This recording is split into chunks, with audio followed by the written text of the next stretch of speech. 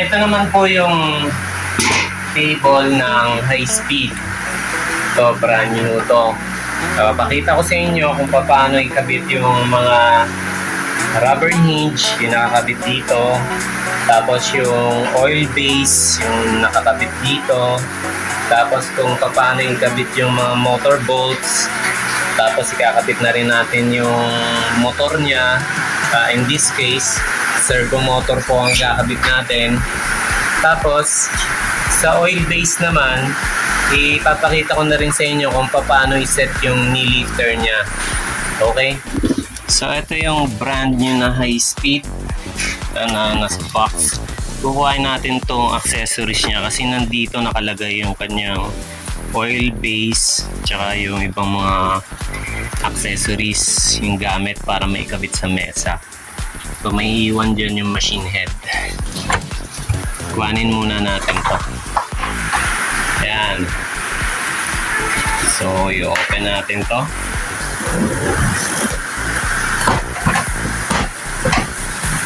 Ito yung belt cover na makikita nyo paano ikabit. Libreng oil. Tapos ito yung thread stand na 2 spool. Tapos ito yung mga goma, libreng karayom, toser, headrest, saka mga rubber fusion nya, bobbin. Okay. Tapos ito yung rewinder, pangikit ng sinulid sa ilalim, sa gilid. Tapos ito yung sa knee lifter nya, kinakabit dito. Nakakabit. Tapos ito yung tools nya na screwdriver, tsaka belt. Tsaka ito pa pala, manual.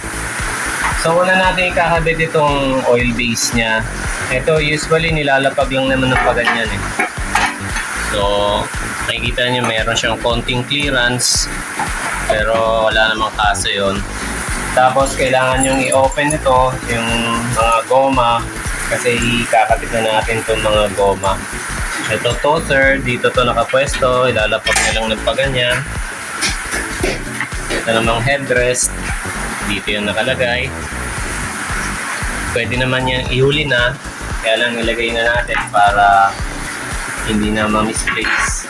So since na ganito ang kasama niyang goma, hindi applicable to dito sa table natin kasi kung mapapansin nyo yung dalawa malaki, usually pinipwesto to rito. Ayan, kabilaan, pati dito sa isa, ganyan din. So dapat ang mesa, meron din dapat yan hook-up na pag ganon, para yun ang shoot-shootan nito. Tapos ito, dito naman yan nakapwesto, dalawa sila. So gagawin natin, hindi natin gagamitin itong mga to, papalitan natin to ng rubber cushion na isinusuot dito sa mga butas. Then mga rubber cushion na ganitong klase, ang paraan ng paggamit nito, iangat nyo lang yung oil base tapos susok-sok nyo pa ganyan.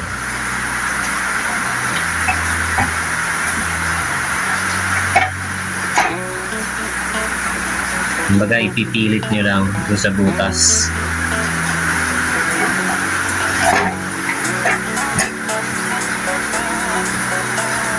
Ano naman yan eh, yung kabilang side, yung may susuot nyo rin sa butas, yung kabilang side, yun yung pinakalalapagan ng makina.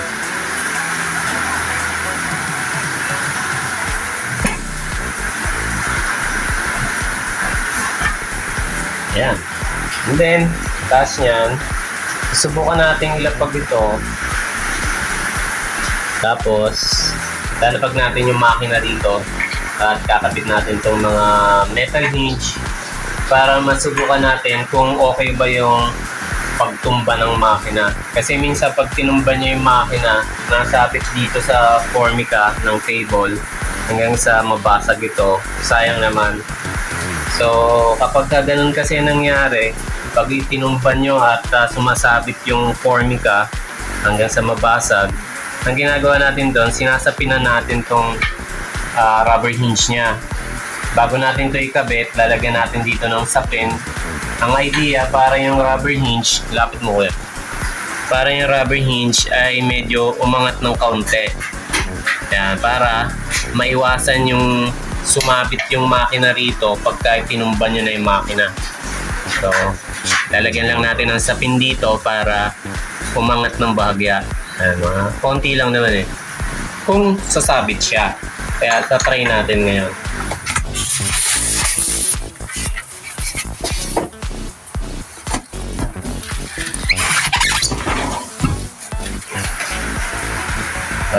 Ito, video mo. Pag nakalapag na yung makina dyan, kakabit na natin tong metal hinge. Kakabit natin tong metal hinge. Tapos, dalawa ha.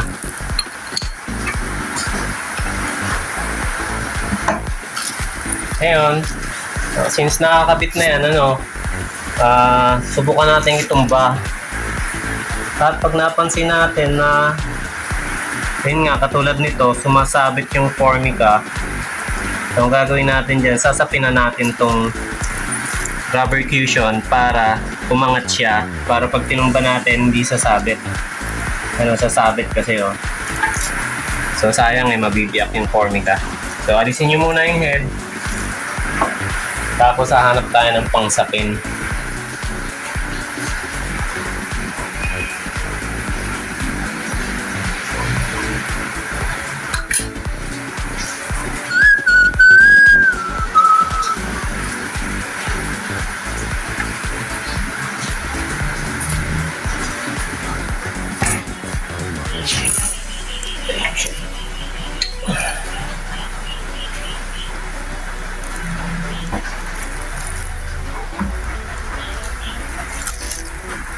Ayan, so may sapin na to.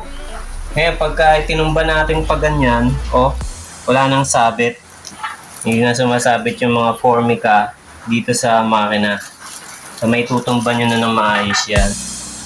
So kailangan nyo lang gumawa ng ganito kanipis na goma. Kung mapapansin nyo yung kaninang goma na ganito, na hindi na natin kailangan dahil hindi naman tugma rito sa mesa, wala siyang upag dito.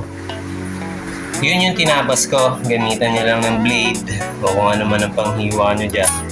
So, dito yung galing So, tinabas ko lang. Gumawa ko ng ganito kanipis na goma. Lalapag nyo rito.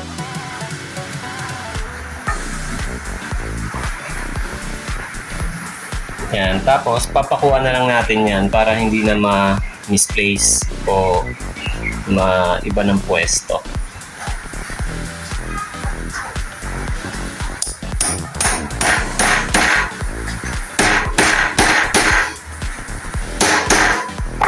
Huwag nila masyadong palubugin yung pako para hindi lumusot hindi lumusot yung goma.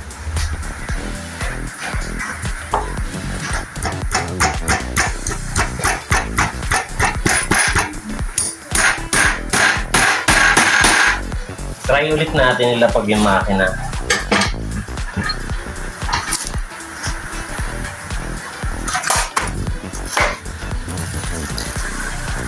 Di ba? Wala nang sabit. Okay. Tinignan nyo to. Wala na sumasabit dyan. Medyo may awang siya ng konti. Pero wala siyang sabit. Di ba? Okay. Ngayon naman, sunod nating isa-set ay yung knee lifter. Kakabit natin itong knee lifter dito sa kung saan ang tamang position niya. Luluwagan niyo muna to para maikot niyo to. Then, ipwesto niyo na tong tubo na to dito. Tapos, medyo higpitan yung bahagya. Ito, ikikot niyo na. Kung mahigpit, luwagan niyo lang ng bahagya. Itong tornilyo na to. Tapos, i-position niyo to dito banda lang. Tapos medyo higpitan nyo. Huwag naman sobrang higpit. Tapos kung mapapansin nyo, may play sorry, nalaglag. Hindi ko pala nahigpitan ng bagya to. So, higpitan nyo to ng bagya para hindi malaglag. Tapos, position nyo pala muna to kasi hindi pa to mahigpitan, no? Yan, position nyo ng paganyan. Tsaka nyo higpitan ito.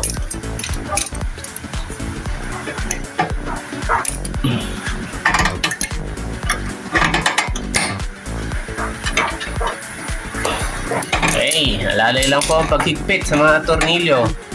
Yan, so mahigpit na to. Kung mapapansin nyo, may play siya. Kung mapapansin nyo, meron siyang play. So, yung play na yan, malaki na yan eh. Babawasan natin yung play niyan. Pero, ang proseso niyan, kailangan higpitan nyo muna to. Yung tornilyo sa gitna na nakatutok sa shafting. Pag mahigpit na yan, alala lang po ang higpit ha, kasi maliliit lang ang tornilyo na yan. Tapos luluwagan nyo na ngayon to, yung lock nut, para ma-adjust nyo tong tukod. Ito kasi tumutukod lang dun sa taas. So, napansin nyo. Ayan. So may play siya na ganyan. Yung play niya na ganyan, kung mapapansin nyo sa kabila, yan, ito kasi yung toser. So, pag inangat niya yung toser, yung may position na parang may binabanggaan na siya, yun ang start na iaangat niya na yung pressure foot. So, tandaan niyo yung position na yun at saka yung position niya rito sa kabila, yung play na yan, malaki yan. So, babawasan niyo yan.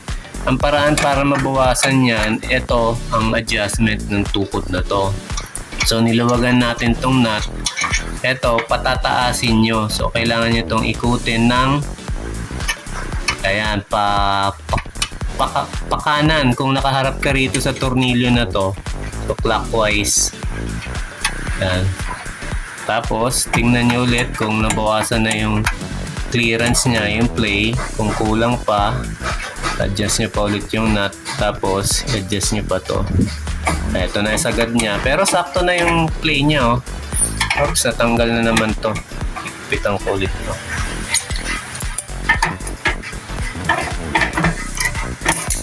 Yan.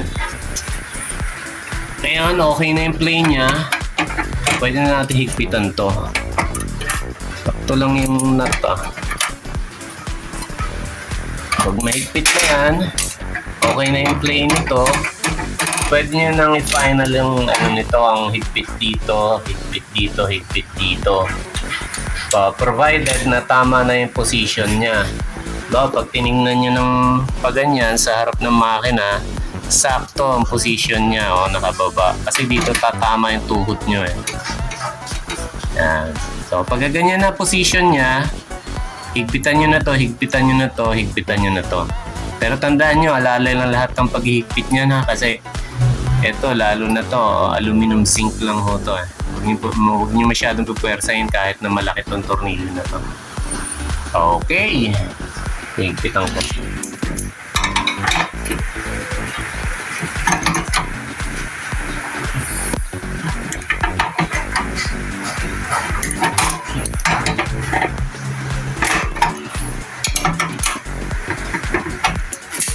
Okay, nakaset na to. So ngayon, dahil nga nakaset na yan, ang gagawin natin dito ko na lang yan tatanggalin. Kasi i-ship nga ito papuntang probinsya. So kailangan natin siyang i-package ulit dun sa original box niya. So kailangan nating kalasin ito. So ang paraan ng pagkalas ko nito, dito ko na lang siya hihigpitan. Babaklasin, luluwagan. Para mahugot ko to paganyan, para hindi siya sagabal dun sa box niya. So pagdating po dyan sa inyo, ikakabit nyo na lang po to ng paganyan. Ayan, pagka nakakabit na, hanapin nyo yung tamang position niya, which is paganyan. Tapos saka nyo higpitan. So isang tornilyo na lang ang hihigpitan nyo, kasi nakaset na ho ito, nakaset na rin ito. Tapos nakaset na rin yung mga tornilyo dyan. Wala na kayo ibang babaguhin. Ito po pala yung pag-adjust ng kung gusto nyo mataas yung pressure foot. Kasi katulad niya, inaangat ko yung pressure foot ngayon. Pero kung mapapansin nyo rito, ang angat ng pressure foot niya hindi kataasan. Ano? Mababa lang ang angat ng pressure foot niya. Kaya nakasagad na rito. Pero yun lang ang angat ng pressure foot niya. So, nangyayari po yan kasi itong tornilyo na to, ito, tumutukod ho yan eh. Ayun, tumutukod siya. Ayan o. Tumutukod ka agad. So, kailangan yung luwagan itong nut para itong tornilyo na to mapa-atras nyo. Which is gagawin na natin ngayon. Iluwagan nyo itong nut. Pag maluwag na yan, ikutin nyo to para mapa-atras nyo. So, ang ikot niya, kung nakaharap kayo rito sa nut na to, counterclockwise. Para lumubog siya.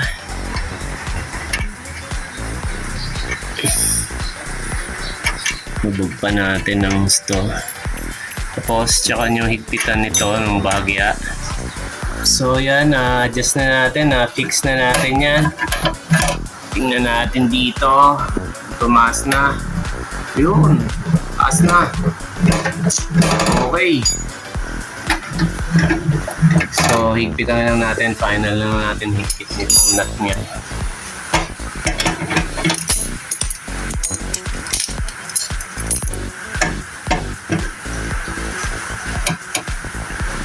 Yan, para hindi pumilos.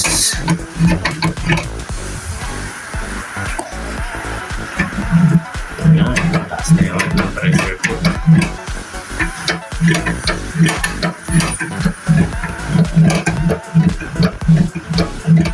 Ayos. So ngayon, okay na yung setting natin itong rubber hinge. Tapos itong oil base. Yung mga rubber cushion ng oil base. Tapos yung toaster, tama na din.